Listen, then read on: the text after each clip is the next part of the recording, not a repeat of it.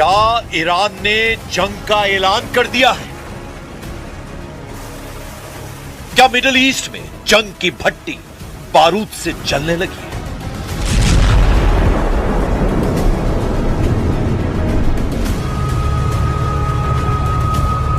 UAE में तबाही का ट्रेलर दिखाकर क्या तेहरान ने इजराइल में तबाही का टाइम फिक्स कर दिया है?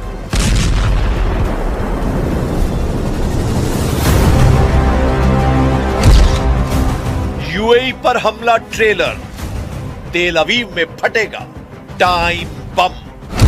हिजबुल्लाह का खेल बदल गया मिडिल ईस्ट का युद्ध।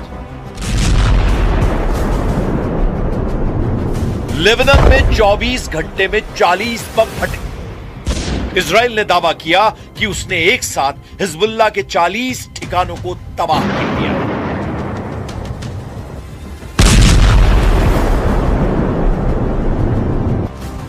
आईडीएफ अब तक हिजबुल्लाह के 150 से ज्यादा ठिकानों पर अटैक कर चुका है। 8 अप्रैल को उसने सबसे बड़ा हमला किया था। 10 मिनट में 100 से ज्यादा स्ट्राइक की। 27 अप्रैल को आईडीएफ ने पूर्वी लेबनान में बेका वैली और दक्षिणी लेबनान में बिन जेबिल में हिजबुल्लाह के इंफ्रास्ट्रक्चर को निशाना बनाया। 2.5 साल जंग लड़ने के बाद भी इजराइल के हाथ खाली हैं। क्या हिजबुल्लाह का हथियार छीन पाए नेतन्याहू? क्या दक्षिणी लेबनान पर कब्जा कर पाए नेतन्याहू? क्या तेहरान को डरा पाए नेतन्याहू?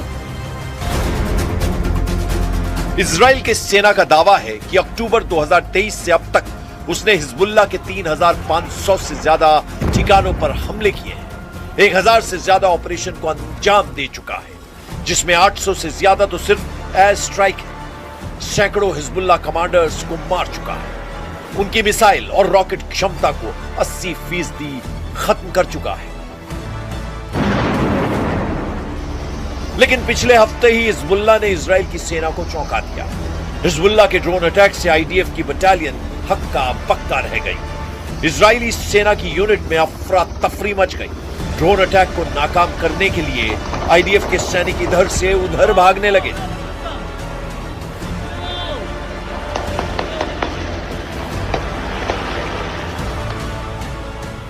तो क्या नेतन्याहू यूएस ईरान तनाव के बीच अपने लिए वक्त खरीद रहे हैं? हॉर्मुज की उलझन के बीच हिजबुल्लाह को खत्म करने की स्क्रिप्ट लिख चुके हैं? और क्या तेहरान ने नेतन्याहू का मिशन फेल कर दिया है? आईडीएफ हिजबुल्लाह के खिलाफ अपना सबसे बड़ा ऑपरेशन लॉन्च करे, इससे पहले ईरान ने अमेरिका को हॉर्मुज में सबसे करारी शिकस्त दे दी है।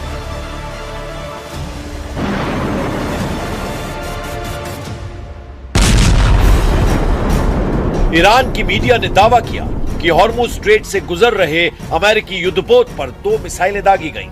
दावा किया गया है कि हमला तब हुआ जब अमेरिकी जहाज ने ईरान की चेतावनी को मानने से इनकार कर दिया। हालांकि कुछ घंटे बाद ही अमेरिका ने ईरान के दावे को खारिज कर दिया और किसी भी अटैक से इनकार किया।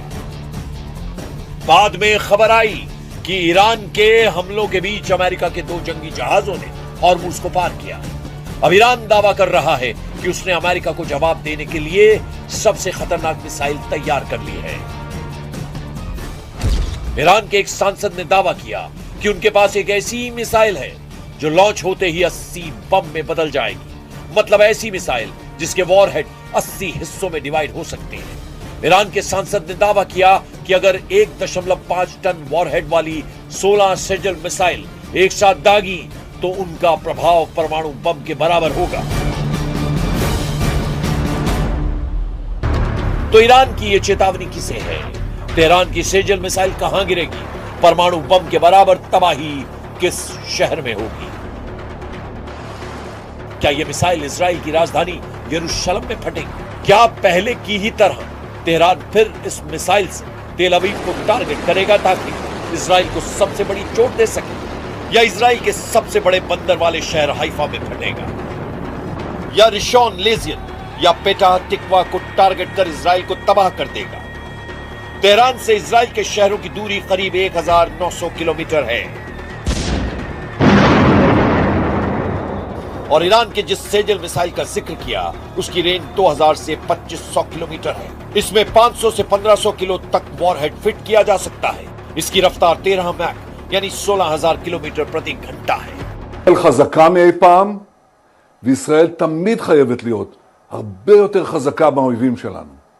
ולכן אני דוגל בשני עקרונות, התעצמות ועצמאות. ביחס להתעצמות, אנחנו רוכשים שתי טייסות של מטוסים חדישים, F-35 ו-F-15IA. तो क्या नेतन्याहू पहले ही जानते हैं कि वो हिजबुल्लाह के खिलाफ जितना तेज ऑपरेशन करेंगे तेहरान से उतनी ही जल्दी हमला होगा। इजराइल हमेशा जवाब देता है और जोरदार देता है, लेकिन इस बार मामला अलग है। सामने कोई एक देश नहीं बल्कि एक ताकतवर नेटवर्क है। इजराइल हिजबुल्लाह, हमास और ईरान के प्रॉक्सी नेटवर्क के बीच फंसा हुआ है। मतलब एक तरफ इजराइल है तो दूसरी तरफ लड़ाकों का एक पूरा नेटवर्क। सवाल है कि क्या इजराइल मल्टी फ्रंट वॉर में फंस गया है? क्या यह ट्रैप है जिसने इजराइल को तेहरान की जंग में फंसा दिया है? क्योंकि अगर इजराइल ज्यादा रिएक्ट करता है तो जंग ज्यादा फैल जाएगी और अगर कम रिएक्ट करता है तो कमजोरी दिखेगी। من مستعصل شد، تنگه‌ای که بسته شده بود ترامپ اعلام کرد باز میکنم، این غلط رو نتوانست بکنه. آمده الان موضوع محاصره را مطرح کرده، یقین بدانید این هم با شکست مواجه خواهد شد. ईरान ने चेतावनी दी है कि अभी तो हमने युद्ध शुरू किया ही नहीं। अमेरिका सीज फायर का उल्लंघन कर रहा है, लेकिन ईरान ने बड़े युद्ध की ओर इशारा कर दिया है। अब सबसे बड़ा सवाल है, क्या ये सिर्फ इजराइल बनाम हिजबुल्लाह की जंग है या इसके पीछे बड़ा मास्टरमाइंड है? क्या ईरान इस पूरे खेल को रिमोट से चला रहा है? क्या अमेरिका इस जंग को कंट्रोल करना चाहता है या भड़का रहा है? ईरान सीधे युद्ध में नहीं उतरा, लेकिन उसके सहयोगी हर जगह एक्टिव हैं। क्या अभी तक सिर्फ प्रॉक्सी वॉर का ट्रेलर लॉन्च हुआ है, जबकि असली जंग की स्क्रिप्ट पर्दे के पीछे लिखी जा रही है? ईरान ने पिछले 47 सालों में मानवता और दुनिया के साथ जो कुछ किया है उसके लिए अभी तक पर्याप्त कीमत नहीं चुकाई है। ट्रंप तेहरान को कंट्रोल करने की कोशिश में जुटे हैं, उसे डील के लिए घुटनों पर लाना चाहते हैं, लेकिन लेबनान में इजराइल की लाख कोशिशों के बाद भी हिजबुल्लाह आउट ऑफ कंट्रोल हो गया है। आईडीएफ के दावों के उलट हिजबुल्लाह के लड़ाकों ने फिर से ड्रोन अटैक एक्टिव कर दिया है। मतलब लेबनान में कभी शांति नहीं होने वाली है।